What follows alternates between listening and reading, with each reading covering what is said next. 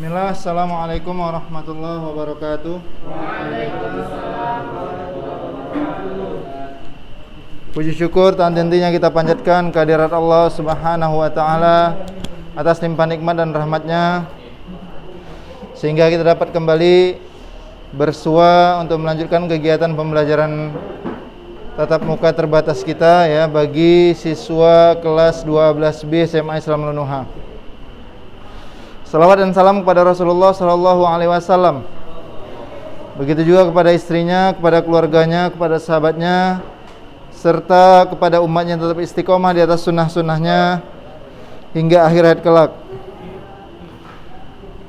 Anak-anak ustaz yang saya banggakan, anak-anak ustaz yang saya cintai karena Allah, pada kesempatan kali ini ya,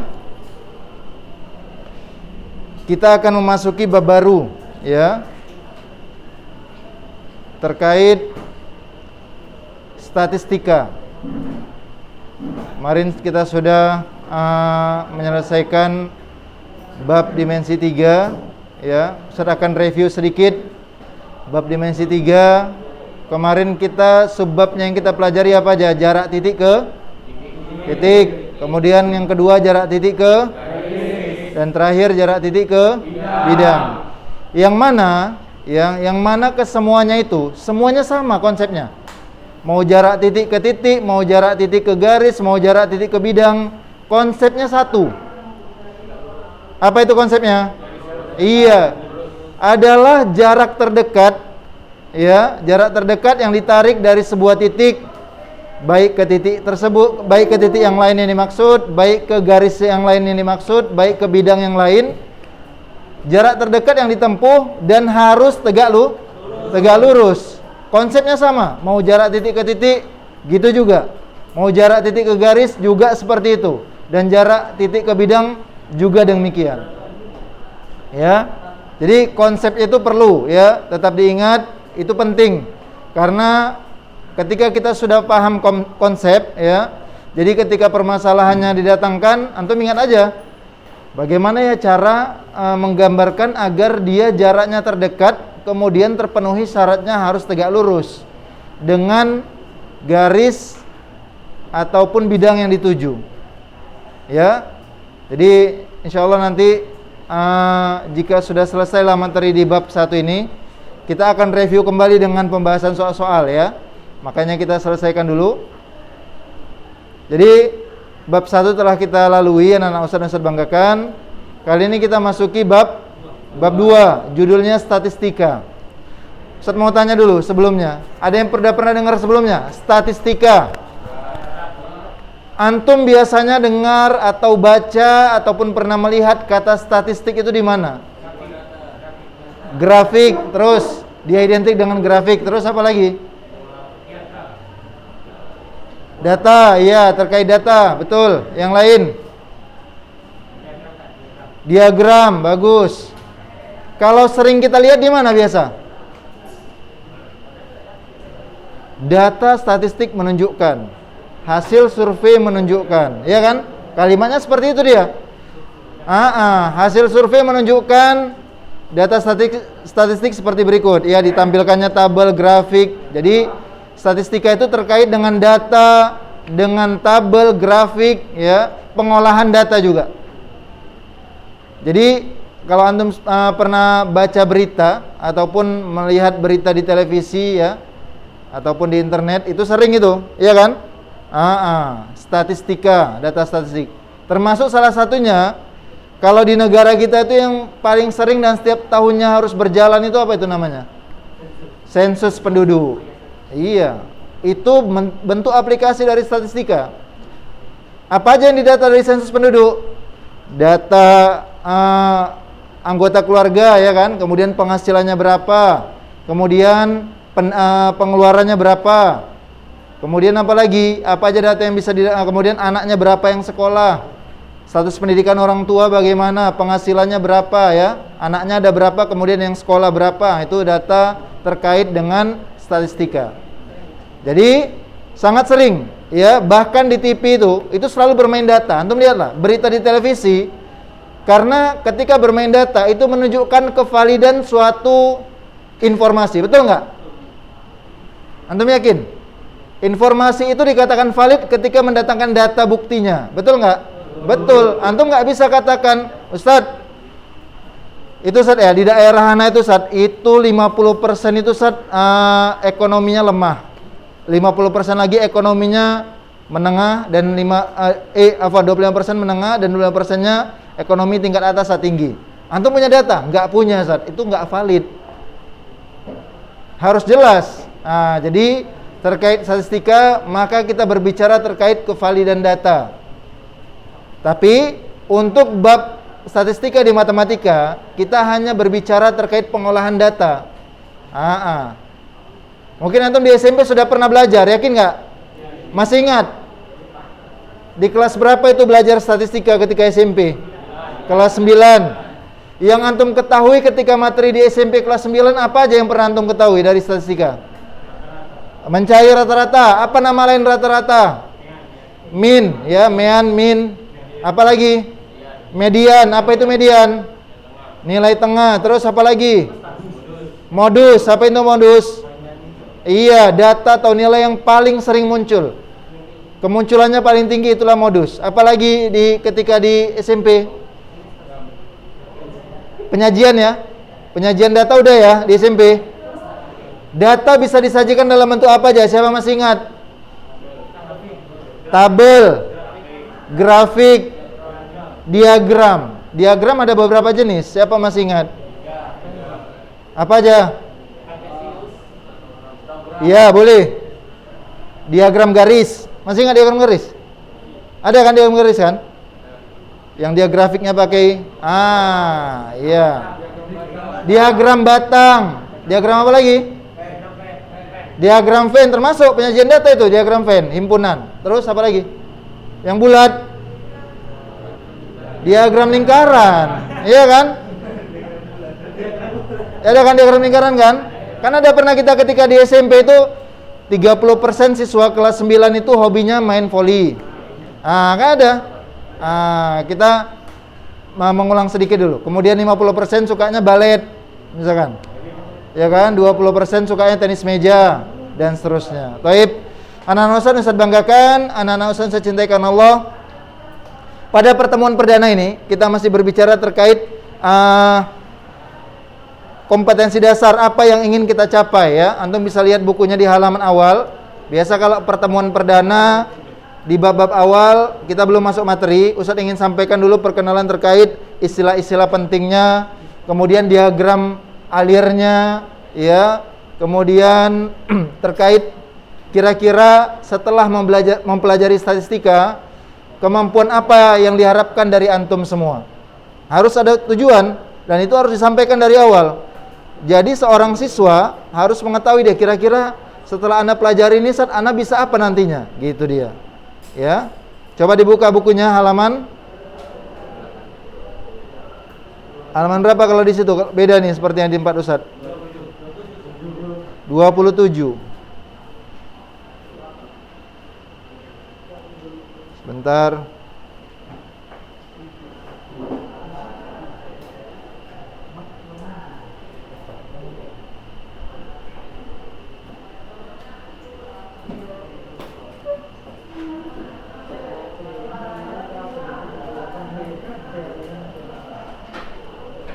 Di situ halaman berapa Muntasir? 27. Sebentar ya.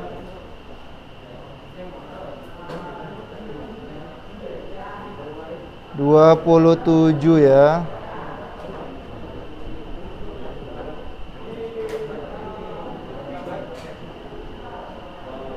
Oke.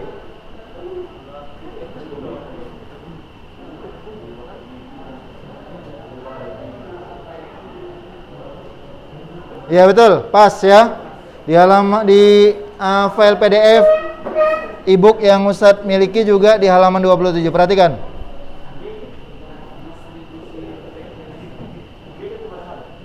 Bab 2 statistika.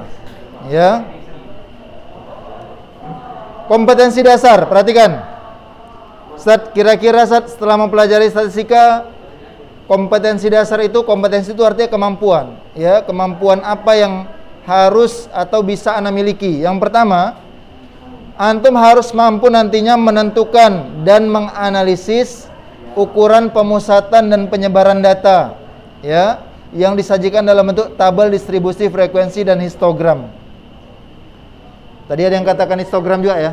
Apa tadi? Histogram juga bentuk penyajian data. Histogram. Terus antum tandai di kompetensi dasar itu kalau ada dimulai dengan angka 3, itu berarti kompetensi pengetahuan. Nandainya gitu dia. Ya, paham ya? Coba lihat, itu 32 ya.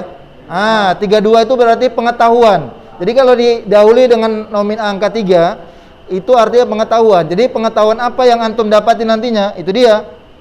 Antum sudah mampu menganalisis, ya, menentukan ukuran pemusatan dan penyebaran data yang disajikan dalam bentuk tabel distribusi frekuensi dan histogram. Antum juga nggak asing ini.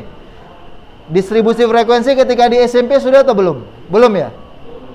Karena di SMP kita masih belajar data tunggal namanya. Jadi data ada 2 jenis. Ada data tunggal, ada tunggal, ada data berkelompok. Jadi data itu ada data tunggal, ya, dan ada data berkelompok. Nanti saya jelaskan. Kemudian keahlian ataupun keterampilan apa yang diharapkan dari antum, itu lihat di 42. Jadi kalau didahului dengan nominal 4, angka 4, itu berarti keterampilan. Antum terampil apa diharapkan? Menyelesaikan masalah yang berkaitan dengan penyajian data, hasil pengukuran dan pencacahan dalam tabel distribusi frekuensi dan histogram. Jadi antum sudah mampu menentukan, menganalisis dan menyelesaikan permasalahan terkait statistika nantinya. Ya. Kemudian pengalaman belajar apa yang bisa Anda dapatkan saat di bab 2, di bab statistika ini? Antum akan dapatkan mengolah data mentah dan memaknai hasil yang diperoleh. Jadi nanti ada data, tergantung permasalahan diminta, ya, kita akan olah. Apakah menentukan nantinya dimulai dari rata-ratanya, kemudian mean, median, modus, ya, dan seterusnya. Kemudian yang kedua, memaknai grafik dari suatu data yang berupa histogram, poligon frekuensi, dan OGIF. Poligon frekuensi dan OGIF sudah pernah dengar sebelumnya di SMP? Belum ya? Betul.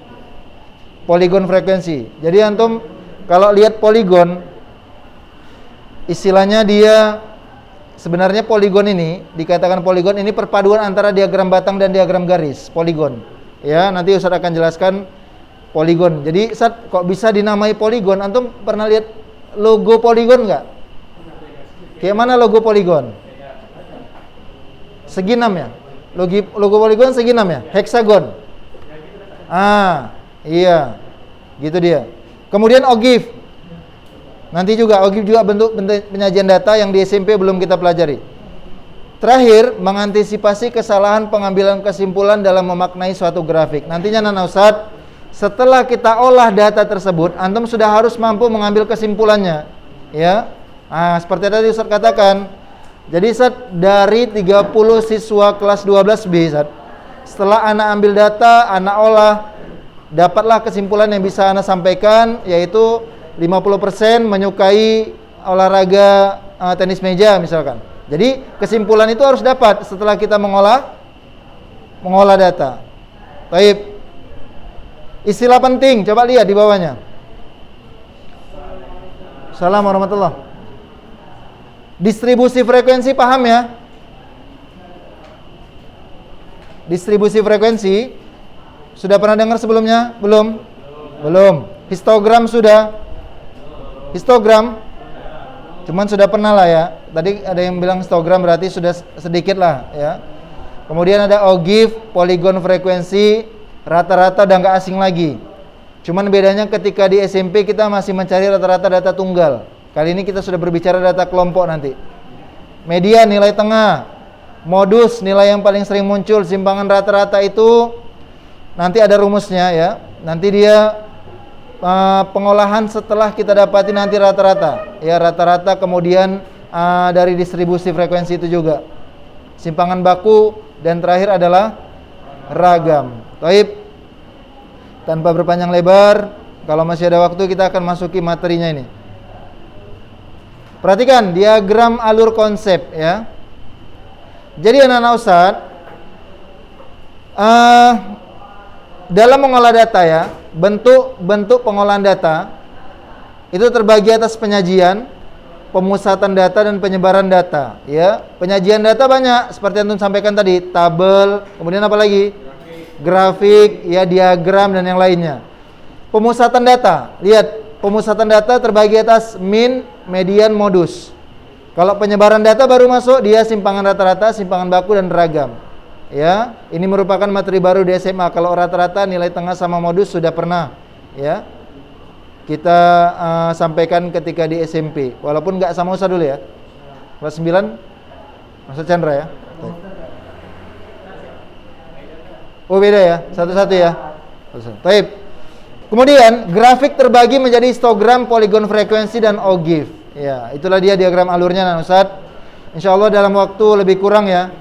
Kita upayakan lebih kurang dalam waktu 6 pertemuan lah. Mudah-mudahan insyaallah bisa kelar ya. Jadi nanti ini bisa masuk nanti di PTS. Jadi PTS kita akan angkat 2 bab. Bab 1 dimensi 3 sama bab 2 statistika. Baik, kita lanjut. Coba lihat dulu. Di halaman 31. Ini ada sedikit permasalahan awal lah yang biasa diangkat ketika kita memasuki bab baru ya. Itu untuk bisa lihat jumlah penduduk Indonesia dari tahun 1945 sampai tahun 2015. Naik atau turun? Naik. Berarti makin padat lah ya. Makin padat jumlah penduduk Indonesia saat ini. Yang sebelumnya di tahun 1945 hanya berjumlah 73,3 juta. Antum bayangkan di 2015 sudah berapa? 255 juta. Kira-kira berapa kali kelipatannya? 5. Dari 73,3 juta jadinya 255 juta.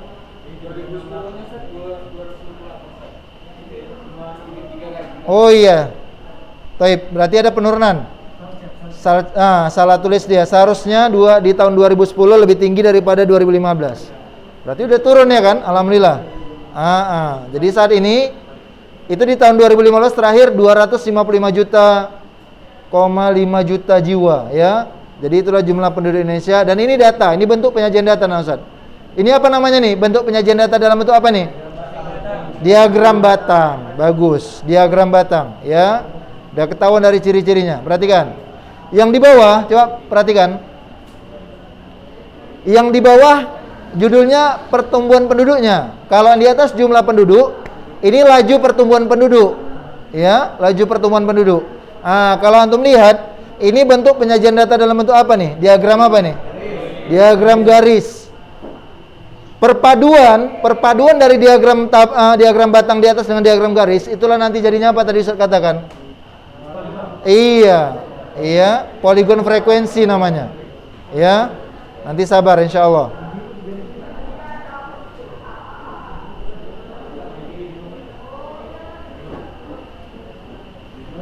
Baik, kita masuki subbab yang pertama ya dari bab 2 ini yaitu penyajian data. Sepertinya kita nggak berlama-lama ya di penyajian data, kecuali data distribusi frekuensi berkelompok nanti. Ya. Kalau data tunggal sudah pernah sebelumnya, ya, nggak sulit insyaallah. Baik. Perhatikan dulu contoh soal 21, halaman 33. Jadi di sini kita akan berupaya membuat tabel distribusi frekuensi karena ini memang belum pernah kemarin ketika di SMP ya. Seorang peneliti, ya, Anda bisa lihat seorang peneliti melakukan survei terhadap 80 pengusaha dalam suatu pertemuan mengenai pada usia berapa mereka berani untuk memulai usahanya. Hasil survei tersebut diberikan di bawah ini, data disajikan dalam satuan tahun. Coba lihat datanya betul nggak 80 itu? Betul nggak 80 datanya? Tahu dari mana antum? Bagaimana cara cepat menghitung banyak data tanpa manual? Iya, Tengok aja, berbentuk apa itu? Persegi panjang. Apa rumus mencari luas persegi panjang? Panjang kali lebar. Kalikan berapa banyak item yang mendatar, berapa banyak item yang menurun. Coba hitung, berapa yang mendatar? 10. Yang menurun? 10 dikali 8? Pas. Tanpa harus hitung manual. Ya. Jadi pas 80 data. Ini yang akan kita olah anak-anak Ustadz menjadi tabel distribusi frekuensi namanya. Ya. Kemudian di bawahnya diberikan lagi contoh soal 22. Halaman 34. Data nilai ujian akhir mata pelajaran matematika siswa kelas 12 SMA Bintang. Ya, itu berapa datanya?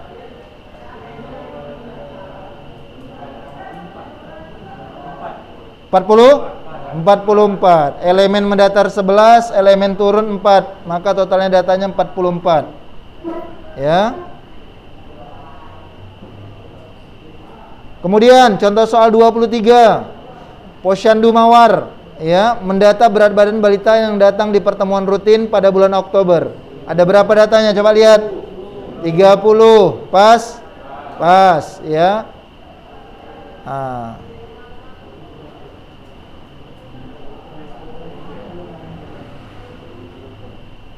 Coba lihat contoh soal 24. Nampak?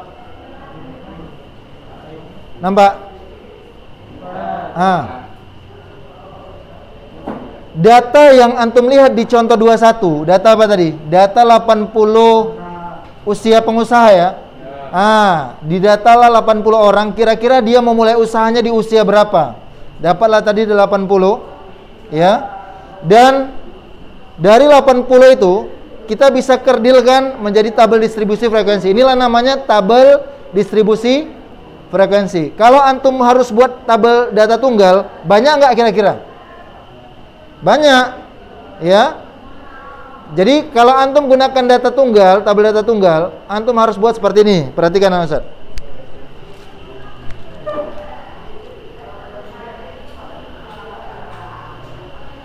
Oke. Statis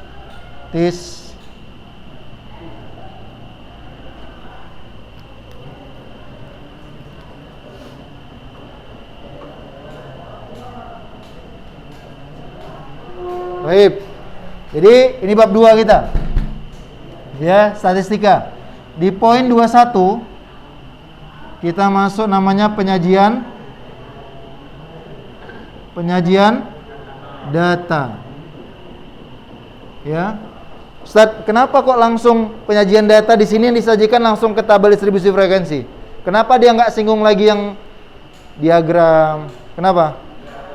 Udah pernah di SMP, dan data tunggal juga kita nggak singgung. Makanya langsung ke tabel distribusi frekuensi. Perhatikan, Ustaz.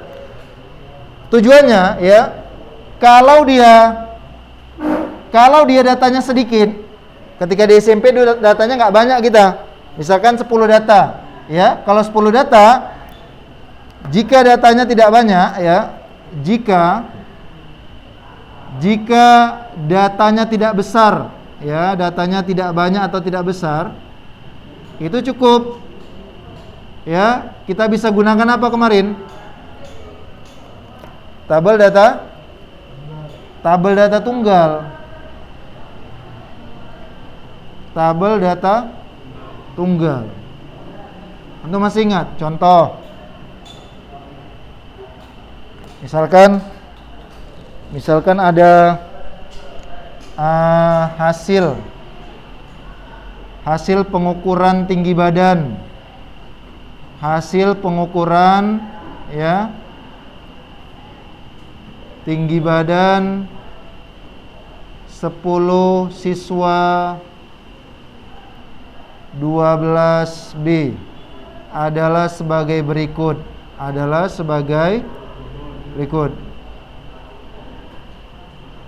Antum minimal berapa ini? 160 lewat? Boleh ya? Misalkan 160, 162,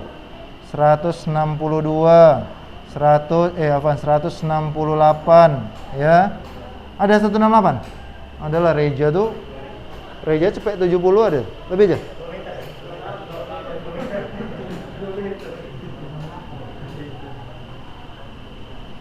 Ini misalkan 10 ya. Misalkan ya 178, 178, kemudian ada lagi yang 162, 163, kemudian 158, misalkan 3, 6. Pas ya? Baik. Nah, kalau datanya masih sedikit, kita penyajian cukup dengan tabel data tunggal aja, nggak perlu tabel distribusi frekuensi berkelompok seperti itu.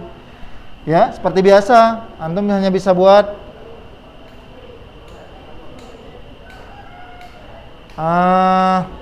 data ya, tinggi badan, tinggi sama jumlah siswa, jumlah siswa. Nampak? Seperti ini ya. Antum bisa data 160. Paling kecil berapa paling kecil? 158 cm. Ada berapa, Nak? 1. Kemudian 160. Ada berapa? 1. Terus 162 cm. Berapa? Terus 163. Ada berapa? 1. Terus iya, langsung 168. 168 ada berapa? 2. Kemudian 175. Berapa? 1. 178 ada berapa? 22.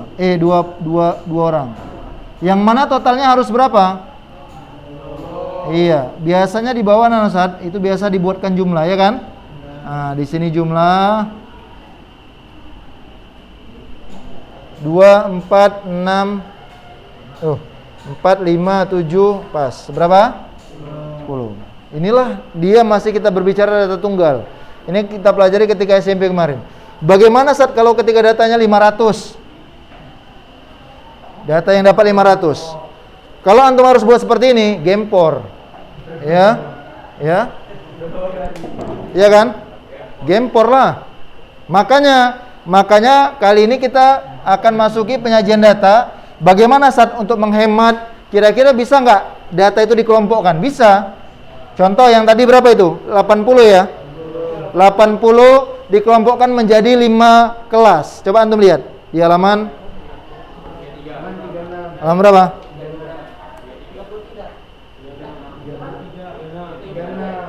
Tunggu ya. 36.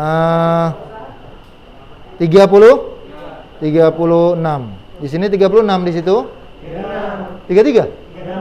Oh, sama. Baik. Perhatikan. Dibagi menjadi berapa kelompok? 5 kelompok. Siapa data terendahnya? Data paling kecil di 80 data tadi yang di halaman 16. Kemudian data paling tinggi berapa data paling tinggi? 40. Kira-kira 40 dikurang 16 berapa? 24. Kita mau bagi berapa kelas? 5. Berarti 24 dibagi 5. Gitu aja dia. Jadi pilih angka tertinggi dikurangi dengan angka terendah, kemudian dibagi tergantung kita mau buat berapa banyak kelas. Saat Anda mau buat cuma 3 kelas, boleh, silakan. Tergantung kebutuhan, ya, bebas. Namanya juga kita mau kerdilkan tabelnya. Jadi gitu dia, Ustaz. Kenapa kok bisa 16 ke 20? Tadi dari data tertinggi dikurangi data terendah, berapa itu? 24 dikurang apaan? Tertinggi berapa? 40, ya. Kita buatkan aja langsung di sini. Contoh.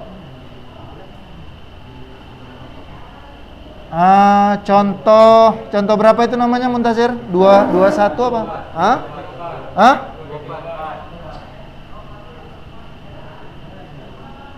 Oke. Dari contoh 24 ya. Dari 80 data tadi ya, kita mau buat menjadi tabel seperti ini. Tapi datanya berkelompok. Caranya, perhatikan. Yang pertama, antum tentukan siapa data terkecil. Berapa data terkecil? Berapa? 16. Data terbesar? 10.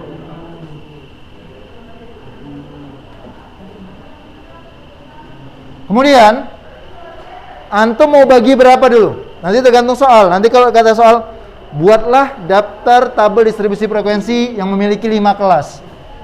Berarti 5 kelasnya kan? Berarti caranya dikarenakan mau dibuat 5 kelas, dikarenakan akan dibagi menjadi 5 kelas,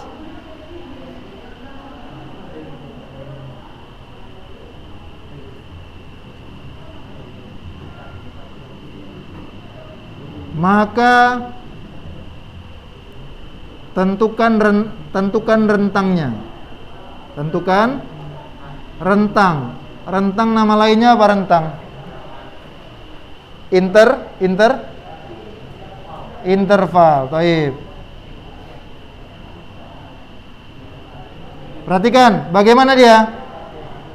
40 dikurang 16 dibagi, tergantung berapa banyak kelasnya. Berapa? 5 ya? 4 atau 5? Serah. 4 atau 5? Kita ikuti dulu ya, biar nampak ya tabelnya. Nanti contoh kasus lain kita angkat yang lain. Berarti berapa itu? 24 ya? Dibagi berapa itu? 4,8. Muncul pertanyaan, Sat, kok desimal? Yang memang hasilnya 24 bagi 5 desimal, 4,8. Jadi bagaimana kita membuat rentangnya ini? Bagaimana Sat kalau rentangnya dalam kondisi seperti ini? Harus pembulatan. Kalau udah 4,8, ini kita angkat kemana ini? Ke 5. Berarti dengan demikian Ustaz, setiap kelasnya nanti harus ada 5 komponen. Setiap kelas harus ada 5 komponen. Perhatikan, kita lihat tabelnya.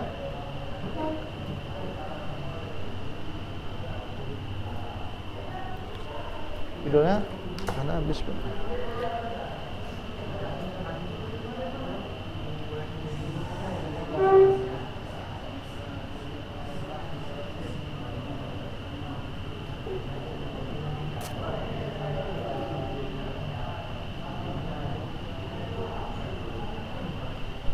Oke, yang pertama, siapa angka terendah? 16. Dah. Setiap kelas harus ada berapa data tadi? Tahu dari mana ya? Udah tahu ya? Data terbesar kurang data terkecil dibagi tergantung berapa banyak kelas mau dibentuk. Ya, 4,8. Karena 4,8 nggak mungkin kita buat dalam bentuk desimal pembulatan. Maka dalam satu kelas harus ada 5 komponen. Contoh, di kelas pertama berarti 16 sampai, coba dihitung, 16, 17, 18, 19, pas 5, itu maksudnya. Jadi setiap kelas harus punya 5 komponen. Berarti berikutnya berapa?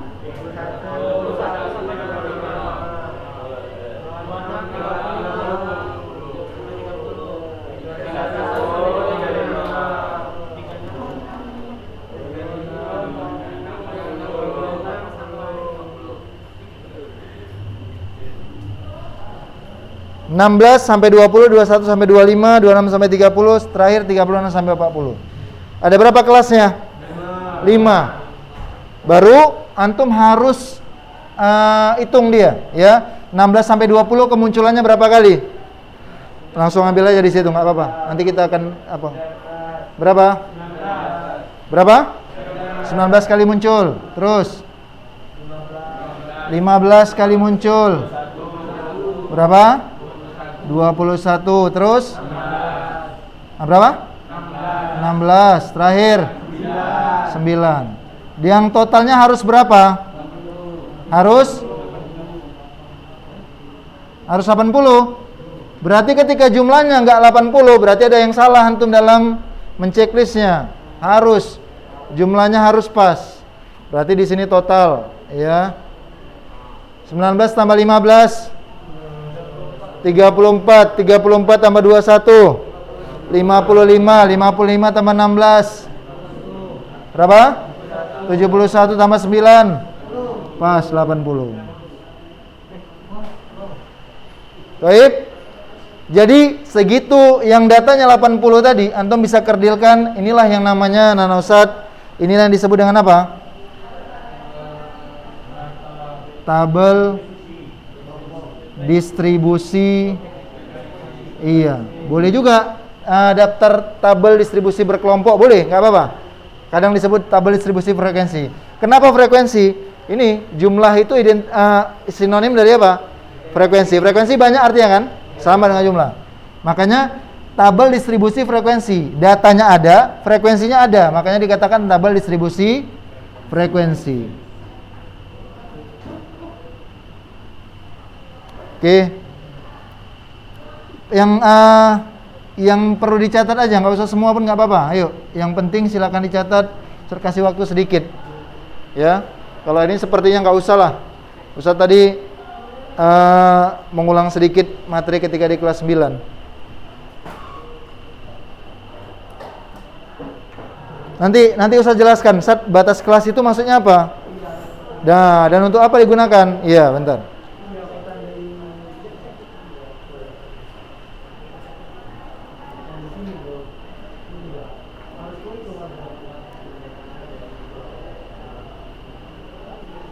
Kalau kita buat di frekuensi aja ya, biar sesuai dengan namanya dia.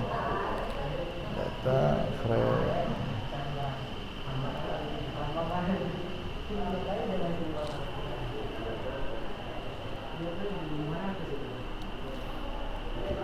atau sekalian aja lah ya, sekalian aja sedikit loh. Saat di kolom 2 kok ada batas kelas? Apa itu batas? Dan kok bisa ada 2, Saat? Perhatikan. Anak-anak Ustaz banggakan, di dalam tabel distribusi frekuensi itu biasanya tertera batas dia. Batas ada 2, ada batas bawah, ada batas atas. Batas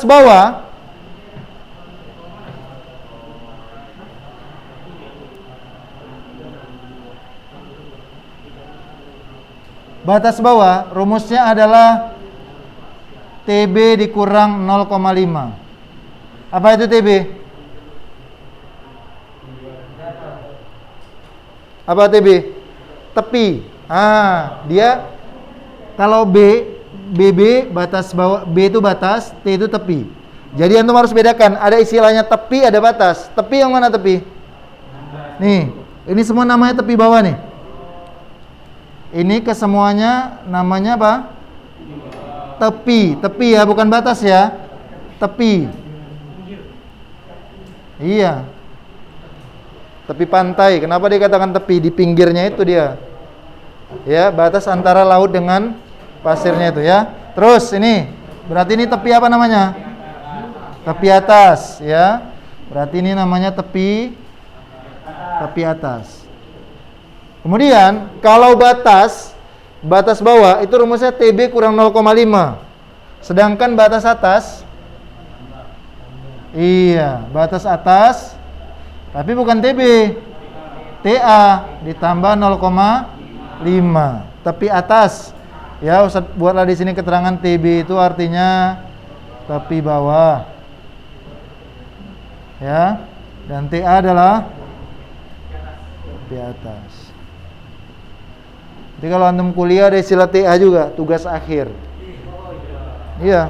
Jadi kalau yang kuliah tuh kalau udah masa-masanya semester atas itu TA, sidang meja hijau, seminar proposal, nanti antum akan jalani itu. Ya. Ini saya tandai. Ini contoh kalau 2,6 dikurang 0,05. Yang di mana? 2,6. TB-nya? Ya, dikurang 0,05. Mana? Oh iya, nanti saya jelaskan. Gini. Ini bilangan apa ini?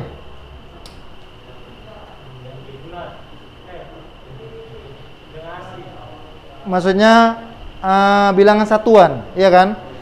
Sedangkan di situ bilangan desimal. Jadi tergantung Ustaz. Kalau dia bilangan satuan, artinya dia tidak bilangan desimal. Kalau 16 kan bilangan 16 bilangan asli ya, bilangan bulat ya. Maka dikurang 0,5. Nanti dilihat kalau di situ berapa?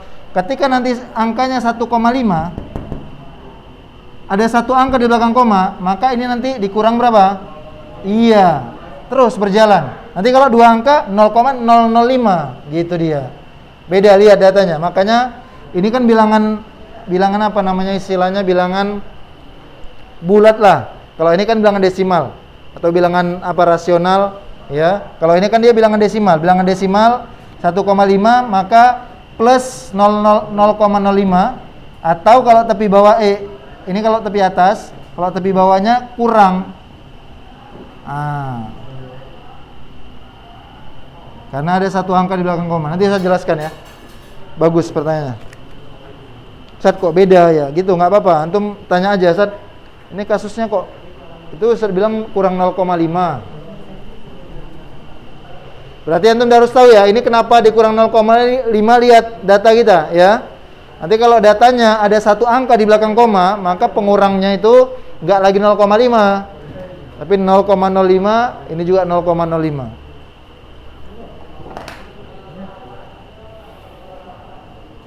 Oke, dicatat sedikit.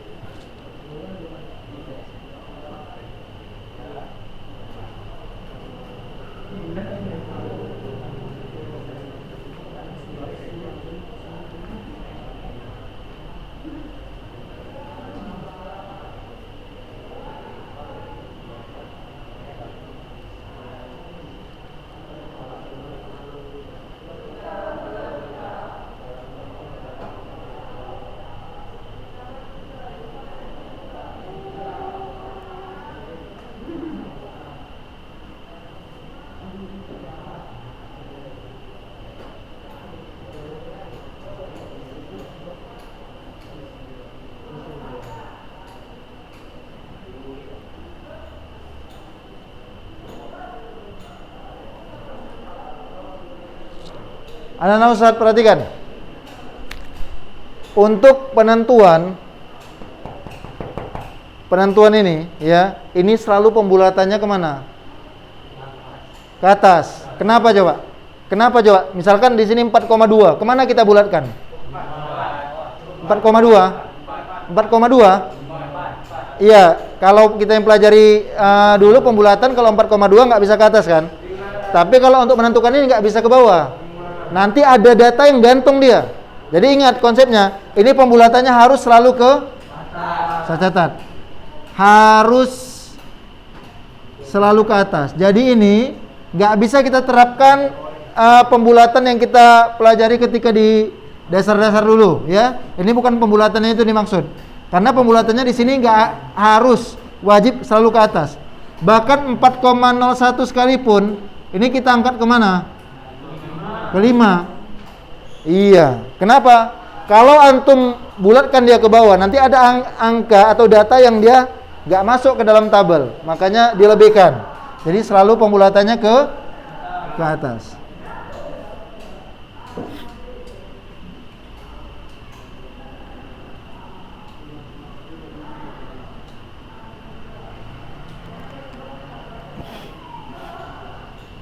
Masya Allah ya, banyak kali spidolnya ya. 3 pasang. Gini mantap dia. Ya. Dan ini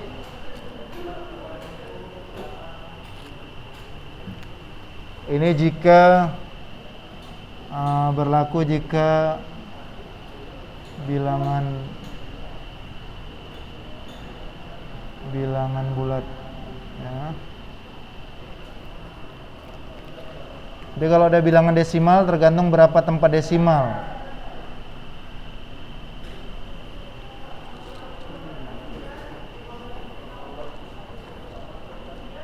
Insyaallah masih muda ya, harus paham ya. Jadi menyajikan data, menentukan batas bawah, batas atas. Kalau tepi itu apa yang antum lihat secara zohir di tabel itu tepi itu. Tepi bawah, tepi atas. Tepi bawah, tepi atas. Tapi kalau batas ada rumus khususnya.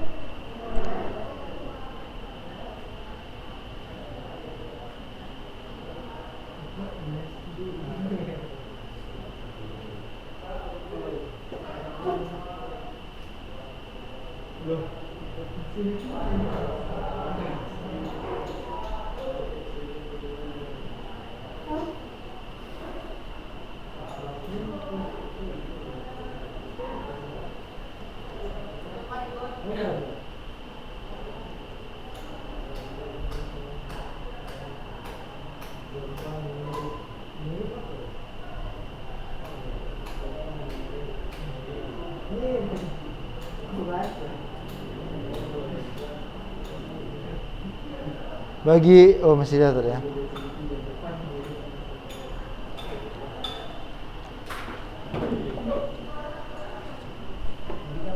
Catatan kelas mana? Catatan kelas.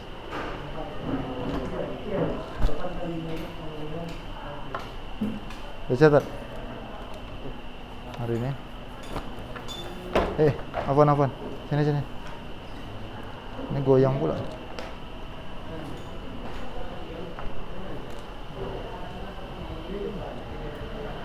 Syukran ya. Jazakallah khair.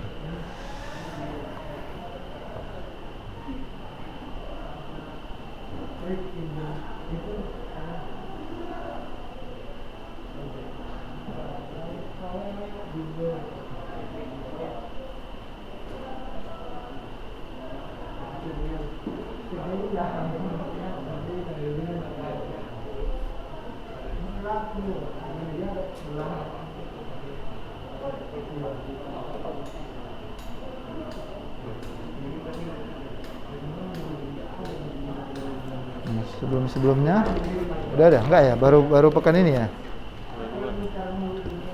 Kalau sebelum isi udah ya, insyaallah. Kelas 12 lah yang kayak gini udah ditulis. 10-11 belum. Waktu dicontoh. Mantap. Jadi antum ditugaskan untuk catat itu. Antum sekretaris. Iya, sekretaris. Sekretaris siapa? Oh ya. Baik, ada pertanyaan sampai sini? Ustaz harus tahu ya, tepi atas, tepi bawah, batas atas, batas bawah, ya. Kemudian tergantung berapa banyak kelas mau kita buat dari data yang disajikan. Jika sudah, antum bisa lihat di halaman bagaimana Ustaz menyajikan poligon frekuensi sama OGIF. Coba lihat. Itu ada contohnya di halaman ya 42, nampak? Coba bukunya 42. Nampak ya? 42.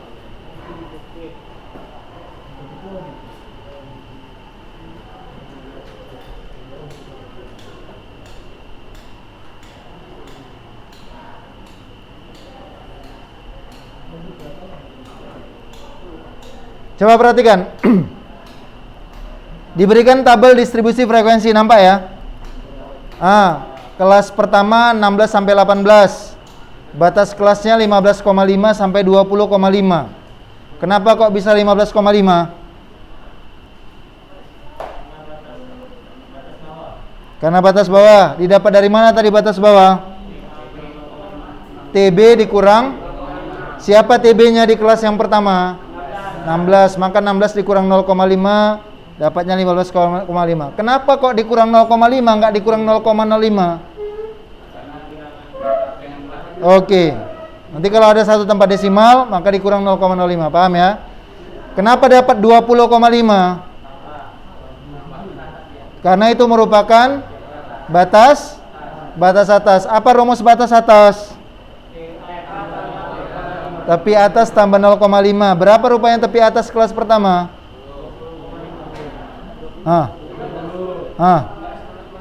Itu. Coba. Iya. Makanya antum jangan langsung dicek. Boleh diganti nggak apa-apa. Coret sedikit diganti nggak apa-apa. Karena biar tahu diganti. Seharusnya berapa itu? 19,5 bukan 20,5. Silap ya.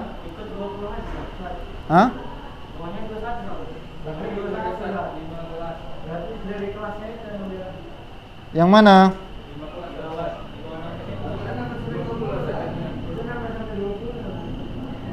Berarti yang di atasnya silap ya. Afwan. Berarti yang antum ganti itu 19-nya, betul. 16 sampai 20 ini dia. 16 sampai 20 berarti 19-nya ganti 20. Yang salah itu di 20-nya. Bukan di frekuensinya, di kelas. Kelas pertama ini dia, 16 sampai 20, di situ 16 sampai 19. Oke, paham ya? Kemudian bagaimana saat dari tabel distribusi frekuensi yang diberikan, kita mau buat histogramnya. Histogram nama lainnya diagram batang.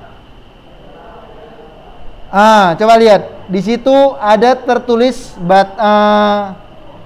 batas ya, batas atas, batas bawah. Coba antum lihat.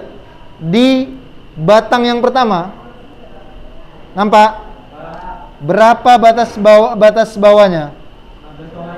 Batas atasnya 20,5.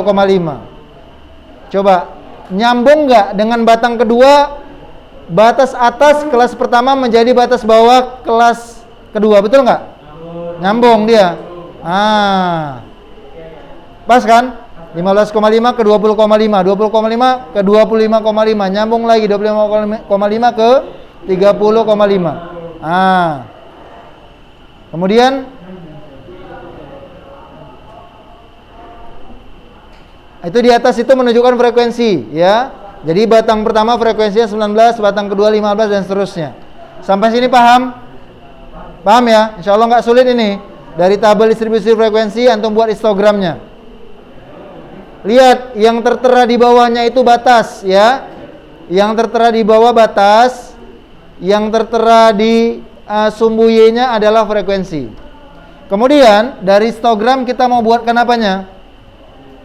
Poligon. Berarti caranya bagaimana nih buat poligonnya? Saya tanya.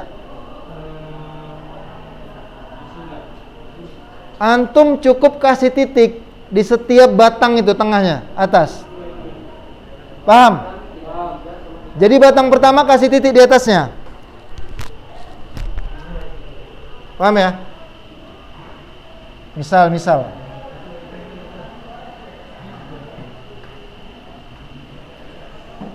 Ini histogram. Ya kan? Antum mau buat apa? Poligon.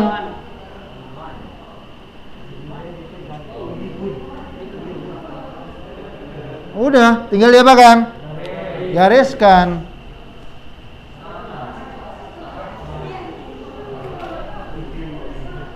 Oke, tapi dihapus. Tapi histogramnya nggak dipakai lagi. Cuman dari situlah dia, ya.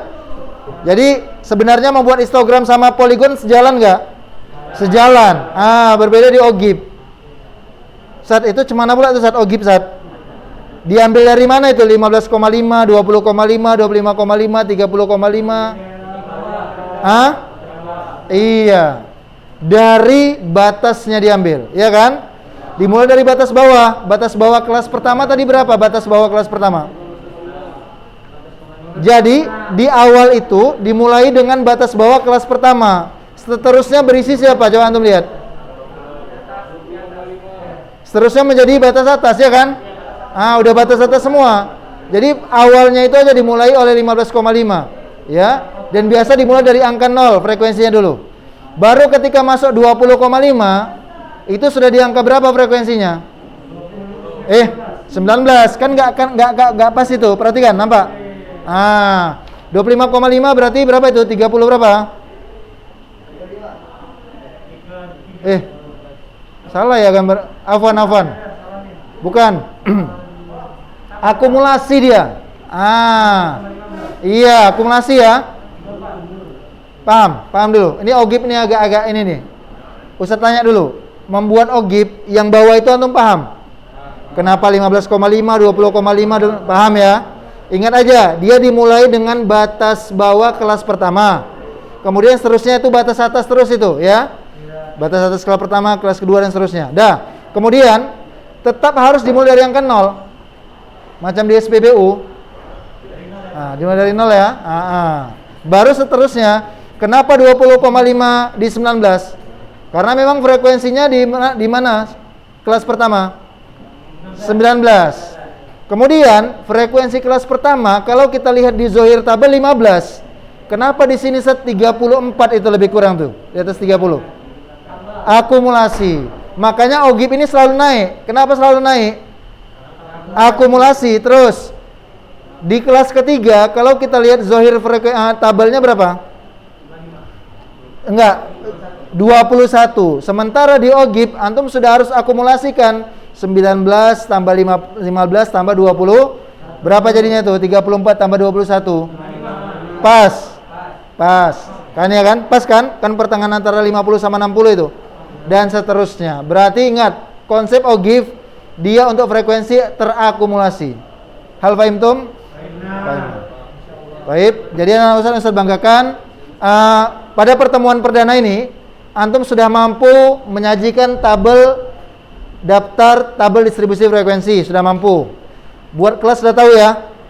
Tergantung berapa banyak kelas sudah tahu ya. Ini jangan lupa, selalu pembulatannya kemana? Ke atas. Setelah buat ini, antum juga sudah harus mampu buat histogram. Bisa? Setelah histogram ke poligon bisa? Terakhir ogib. Ustaz datangkan nanti satu soal. Satu soal aja.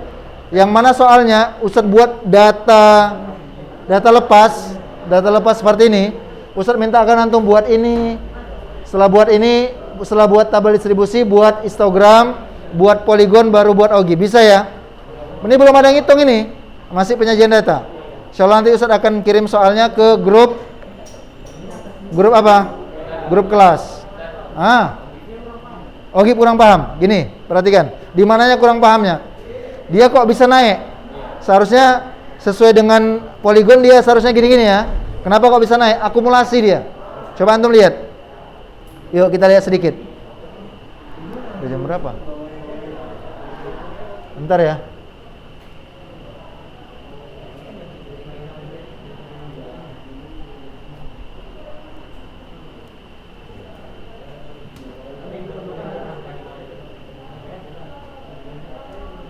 Baik, bentar ya. Saya tutup aja dulu ya karena ada waktunya udah selesai. Baik, anak-anak yang saya banggakan, anak-anak yang saya cintai karena Allah. Sampai di sini dulu pertemuan kita pada kesempatan kali ini. Lebih kurang saya mohon maaf.